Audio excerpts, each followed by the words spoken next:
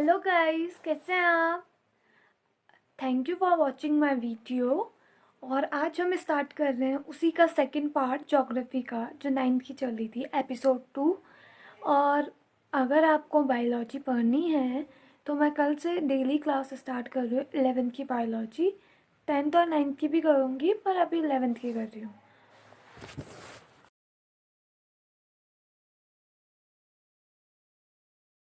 Hello friends, आपको पता है ना हमने परसों क्या पढ़ा था?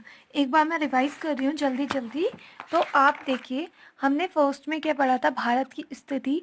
भारत कौन से महाद्वीप में कहाँ पर स्थित है? देखिए, ये हमारा वर्ल्ड का मैप है जिसमें एशिया महाद्वीप, अफ्रीका, यूरोप और नॉर्थ अमेरिका और साउथ अमेरिका, और यहाँ पर हमारा ऑस्ट्रेलिया।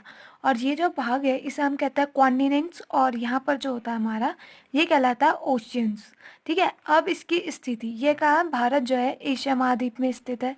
नॉर्मल है, हमने पढ़ा है, ये उत्तरी गोलार्ध, यानी ये ऊपर वाला जो एरिया होता है उसे हम उत्तरी गोलार्ध कहते हैं। और भारत का लीस्ट बिंदु क्या होता है, वो यहाँ पर होता है, वो होता है इंदिरा पॉइंट। हमें इतना क्लियर था। अब भारत का आकार, अब भारत का अपने में आकार जो है वो 32.8 लाख वर्ग किमी है, पर उसका वर्ल्ड के अकॉर्डिंग उसका आकार जो है वो 2.4% है। ठीक है, पूरे वर्ल्ड का। और भारत जो है 7वां सबसे बड़ा देश है। अब भारत बड़ा देश है तो हम यहाँ देखते हैं। देखिए, इस मैप के अकॉर्डिंग हमें बता रहे हैं कि हमारा जो सबसे बड़ा है वो है रूस। देखो, यहाँ पर बताया रहा है 17.09% जो है रूस का क्षेत्रफल है, काफ़ी बड़ा है। उसके छोटा है कनाडा, 9.98। फिर उससे छोटा है संयुक्त राज्य अमेरिका, यानी अमेरिका, यूनाइटेड किंगडम। ठीक है, 9.83। ठीक है, फिर चाइना 9.60। ये सब है उसका लैंड मास के अकॉर्डिंग कितना बड़ा है ये। फिर ब्राज़ील 8.51, और देन ऑस्ट्रेलिया फिर 7.69, और सबसे छोटा है, मतलब 7वें नंबर का देश है ऑस्ट्रेलिया से छोटा, 3.28 भारत। यानी 7वें सबसे बड़े देशों में हमारा क्या आता है? भारत आता है। अब हमने ये बात कर ली थी तट रेखा और स्थल रेखा क्या होती है। तट रेखा वो होती है जो अन्य देशों से जुड़ी हो, पर उसका कोई भी पार्ट जो है वो ओशन में नहीं लगता हो। जैसे यहाँ पर हमारी ये ऊपर साइड जम्मू कश्मीर की सीमा जो है वो पाकिस्तान से भी लगी है, अफगानिस्तान से भी, चाइना से भी, तिब्बत से भी, नेपाल से भी। ये सारा एरिया जो है ये सब कहलाता है लैंड मास एरिया, यानी स्थल सीमा। और ये जो होती है, ये वाला जो ये वाटरी रेखा दिख रही है, ये हमारी कहलाती है जल रेखा। ठीक है, यानी समुद्र रेखा की हमारा कौन सा वाला पार्ट समुद्र के कांटेक्ट में आ रहा है। ठीक है, जैसे हमारा यहाँ से गुजरात आने लग गया है, फिर ये पूरा रीजन नीचे कन्याकुमारी तक, फिर ये आंध्र प्रदेश, ये वो सारी चीज़ें जो है हमारी यहाँ वेस्ट बंगाल तक, ये हमारी पूरी समुद्र रेखा से घिरा हुआ देश है। ठीक है, अब इसकी चौड़ाई, जो स्थल सीमा रेखा है उसकी चौड़ाई है 15,200 किलोमीटर। ठीक है, और समुद्र तट की रेखा अंडमान निकोबार द्वीप समूह, अंडमान निकोबार द्वीप समूह जो है इसके बारे में हम आगे स्टडी करेंगे। अभी मैं आपको बता देती हूँ, अंडमान और निकोबार जो है, ये अंडमान निकोबार 526 आई थिंक द्वीपों का एक समूह है, जिसमें से कुछ ही द्वीप यानी 32 द्वीपों में आई थिंक वहाँ पर क्या होता है, ह्यूमन रहता है, वो भी जो वहाँ के आदिवासी होते हैं। और जगह यहाँ पर कोई भी ह्यूमन नहीं रहता है। लक्षद्वीप छोटे छोटे द्वीपों का एक समूह है, जिसका नाम लक्षद्वीप रख दिया है। उसको मिला के अंडमान द्वीप और लक्षद्वीप और यहाँ की समुद्र रेखा को मिला के भारत की लंबाई है 7,516.6 समुद्र तट रेखा की लंबाई। ठीक है, ये हमारा हो गया था। अब हम यहाँ से पढ़ते हैं, जो इम्पोर्टेंट पार्ट है यहाँ पर है। ठीक है, गुजरात में अरुणाचल प्रदेश, गुजरात से अरुणाचल प्रदेश, गुजरात का है यहाँ पर है, आप सबको पता है। अरुणाचल प्रदेश का है यहाँ। इन दोनों में काफ़ी टाइम का अंतर होता है, जिससे नॉर्थ इंडियंस जो होते हैं यहाँ के, काफ़ी इनमें विरोध भी होता है, क्योंकि इनका दिन जो है वो 2 घंटे पहले स्टार्ट हो जाता है। ठीक है, और गुजरातियों का 2 घंटे बाद। पर हमारे इंडिया में एक ही मानक रेखा चल रही है। मानक समय रेखा क्या होती है? जो ये रेखा है, ये इसके अकॉर्डिंग हमारे पूरे इंडिया का टाइम जो होता है वो डिसाइड होता है। अभी हमारे इंडिया का टाइम पूरा एक ही है, पर ये नॉर्थ इंडियन वाले कहते हैं कि ये मानक रेखा 2 कर दीजिए, क्योंकि हमारा 2 घंटे पहले ही सूरज निकल जाता है। तो इसलिए यहाँ पर इनके काफ़ी इशू भी हुए हैं। तो हम यहाँ पर पढ़ते हैं गुजरात से अरुणाचल प्रदेश, ठीक है, कि स्थानीय समय में 2 घंटे का अंतर है, ये बता रहा है। अतः मतलब इस रीज़न 82.30 सेकेंड पूर्वीय देशांतर रेखा को भारत की मानक यमुना रेखा, मतलब मानक रेखा माना गया है। ये वाली रेखा जिसकी मैं बात कर रही थी, ये लिखा है ना मानक रेखा, मानक समय रेखा, इसके अकॉर्डिंग हमारा पूरा समय निकालता है, ठीक है, कहाँ कितने बज रहे हैं। जो कि उत्तर प्रदेश के मिर्ज़ापुर, यहाँ पर बहुत इंपॉर्टेंट है, उत्तर प्रदेश की कहाँ से गुजरती है, मिर्ज़ापुर से गुजरती है। और मिर्ज़ापुर ये वाला आता है, ये रीज़न ये बहुत इंपॉर्टेंट है। अक्षांश का प्रभाव दक्षिण से उत्तर की ओर, अक्षांश का प्रभाव दक्षिण से उत्तर की ओर दिन और रात की अवधि पर पड़ता है। आपको पता है सन का इफेक्ट जो होता है वो क्या करता है, डे एंड नाइट के इशू करता है, क्रिएट करता है। जैसे ये हमारा अर्थ है, यहाँ पर हमारा ये है कर्क रेखा, आपको पता है ये हमारी हो गई कर्क रेखा,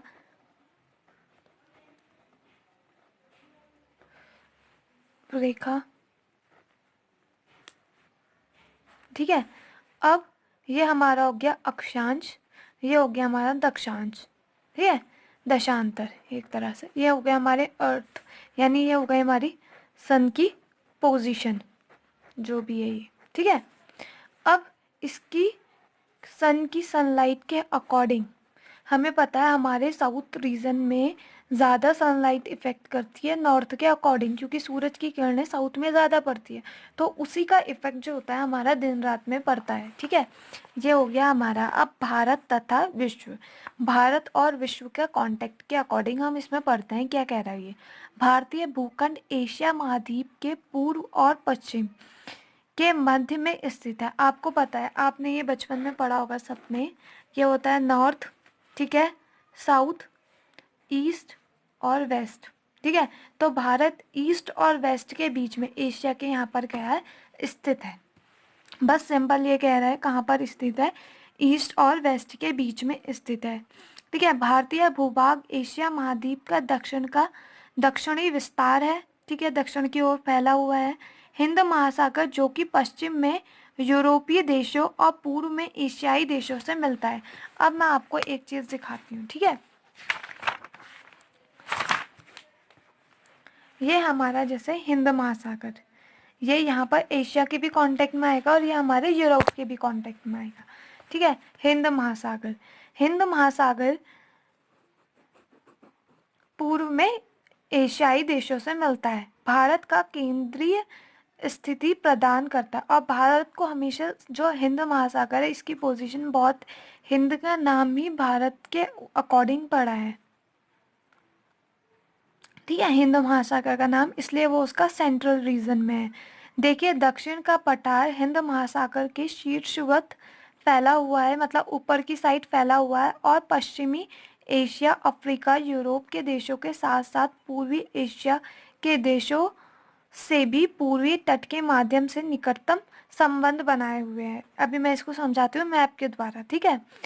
हिंद महासागर में किसी भी देश की तटीय सीमा भारत की जैसी नहीं है, क्योंकि हिंद महासागर जो है जस्ट भारत के नीचे है। देखिए हिंद महासागर की ये पोजीशन भारत के जस्ट नीचे है, और हिंद महासागर का नाम ही भारत के अकॉर्डिंग पड़ा था।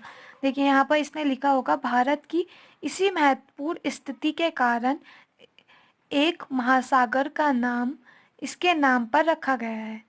सन 1869 में स्वेज नहर के खुलने से भारत और यूरोप, भारत क्या है यूरोप के जस्ट बगल में है, के बीच की दूरी क्या है 7000 किलोमीटर क्या हो गई है, कम हो गई है।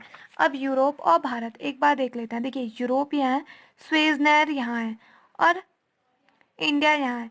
इनके जैसी स्वेज नहर खुली, भारत और इसके बीच की दूरी जो है 7000 किलोमीटर कम हो गई। अब देखिए हिंद महासागर जो है ये भारत के जस्ट नीचे है, और भारत इसके क्या है, सेंट्रल में है। तो इसका भारत के नाम पे ही हिंद, हिंदुस्तान, तो हिंद के नाम पे ही हिंद महासागर इसका नाम पड़ा है। इतना क्लियर हुआ आपको? चलिए हम आगे बढ़ते हैं। ठीक है, ये जो अब ये मैप क्या यूज़ कर रहा है, एनसीईआरटी का क्या शो कर रहा है, देखिए अब यहाँ पर हमारे ये स्वेज नहर जिसकी बात कर रहे हैं हम, ये स्वेज नहर के खुलने से भारत के और यूरोप के बीच का काफ़ी अंतर कम हो चुका है। अब ये जल मार्ग है और ये क्या है, स्थल मार्ग। हमने क्लियर कर दिया था, स्थल मतलब एक देश से एक देश में सीधे सीधे कांटेक्ट, मतलब रस्तों के द्वारा आने का, और जल मार्ग यानी वाटर के मार्ग के द्वारा। ठीक है, तो अब हमारा यहाँ पर क्या कह रहा है, भारत का विश्व के देशों के साथ संपर्क युगों पुराना है। यानी भारत की हिस्ट्री को अगर हम देखें तो वर्ल्ड की हिस्ट्री से बहुत ज़्यादा मैशअप होती है और मिलती है, क्योंकि इसका कॉन्टेक्ट बहुत पुराना है। ठीक है, परंतु यह संबंध समुद्री जलमार्गों की अपेक्षा भूभागों से होकर होता था। पहले लोगों को पता नहीं था कि भारत का समुद्र से भी रास्ता है। तो वो लोग कहाँ से आते थे, पहले वो सऊदी अरब से आ रहे हैं मान लो, तो इराक आएंगे, फिर ईरान आएंगे, फिर अफगानिस्तान, फिर पाकिस्तान, देन फिर इंडिया। ठीक है, पहले तो पाकिस्तान इंडिया में ही था, तो ये पहले एक साथ ऐसा आते थे, मतलब रस्तों के द्वारा, स्थलवास रस्तों के द्वारा।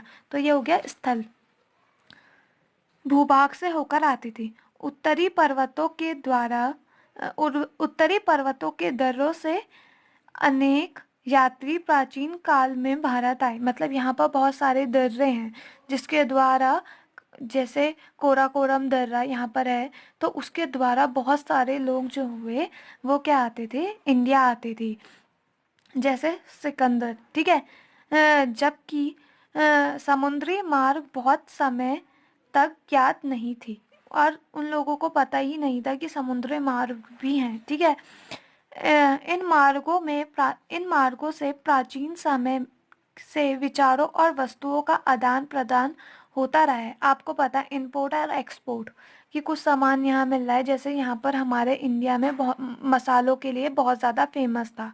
ठीक है, तो यहाँ से लोग मसालों के लिए लेकर जाते थे, हर्ब के लिए बहुत ज़्यादा फेमस था इंडिया। ठीक है, यहाँ पर होगा आगे, वस्तुओं का इंपोर्ट एंड एक्सपोर्ट होता था। भारत का पश्चिमी, मध्य और पूर्वी एशिया तथा दक्षिणी एशिया के पड़ोसी देशों के साथ अद्भुत, मतलब यहाँ पर इनके आसपास के देशों के साथ इसका बहुत ज़्यादा क्या था, कांटेक्ट था।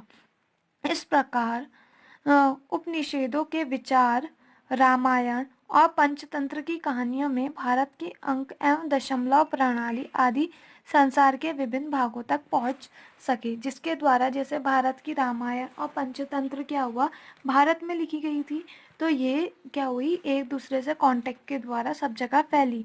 मसाले, देखिए ये आ रहा है ना, मसाले, मलमल आदि कपड़े तथा व्यापार के अन्य सामान भारत के विभिन्न देशों को ले जाए जाते थे।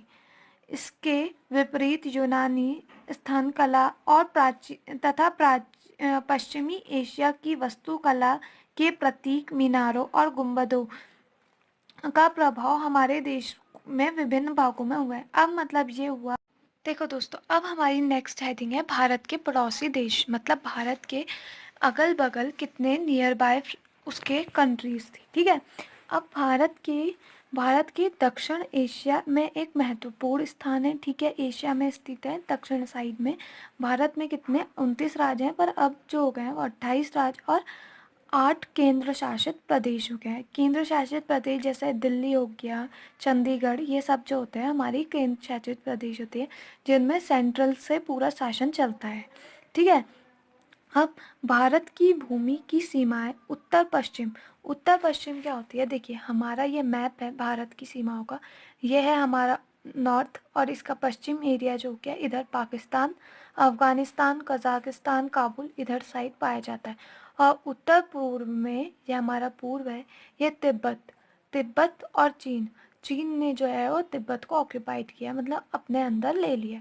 और ये जो है हमारा नेपाल, ये हमारा कभी भी, मतलब ये क्वेश्चन आता है कि ये अभी तक किसी भी, इसके ऊपर किसी ने भी राज नहीं किया है, मतलब ये कभी भी गुलाम नहीं हुआ है। और भूटान, ठीक है, तो यहीं पर हमारी ये बात हो रही है कि इसके उत्तर में चीन, तिब्बत, नेपाल, भूटान के साथ, और पूर्व में म्यांमार व बांग्लादेश के साथ है।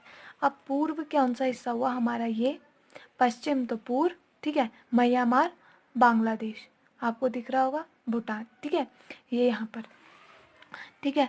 दक्षिण में समुद्र पार हमारे पड़ोसी दो द्वीप समूह राष्ट्र श्रीलंका और मालदीव है। एक तो ये हो गया दक्षिण एरिया है ना, श्रीलंका, और इधर हमारा है ये छोटे से द्वीपों का समूह, ये है हमारा मालदीव, ठीक है। मालदीव है भारत और श्रीलंका के बीच छोटा सा समुद्री रास्ता, जिसे हम, ये बहुत इंपॉर्टेंट है, मन्नार की खाड़ी या पाक जल संधि, पाक स्ट्रीट भी कहते हैं। ये जो रास्ता है ना, समुद्री रास्ता है, ये दिख रहा होगा आपको, पुडुचेरी के इधर साइड ये छोटा सा, यहाँ पर जो होता है इसे पाक स्ट्रीट या फिर मन्नार की खाड़ी, ठीक है, मन्नार की खाड़ी कहते हैं। मालदीव लक्षद्वीप समूह के दक्षिण में स्थित है। ये मालदीव जो है वो दक्षिण में स्थित है, किसके, लक्षद्वीप के। अपने पड़ोसी देशों के साथ भारत की भौगोलिक ऐतिहासिक संबंध बहुत अच्छे रहे हैं, और इसको हमें एटलस में देखना है, और कुछ नहीं है। हमारा ये जो है लेसन हमारा ख़त्म हो गया, ठीक है दोस्तों। तो हम कल से नया लेसन शुरू करेंगे जो है भारत की भौतिक स्वरूप। I hope this I hope ये आपको लेसन समझ में आया हो दोस्तों। और हम कल से स्टार्ट कर रहे हैं नया लेसन जो भारत की भौतिक स्वरूप है, प्लस क्या करेंगे, बायोलॉजी का नया शेड्यूल शुरू कर रहे हैं। आप उसको भी लाइक कांटेक्ट कीजिए और शेयर भी कीजिए, ठीक है। Thank you for watching me, and like कीजिए और सब्सक्राइब भी।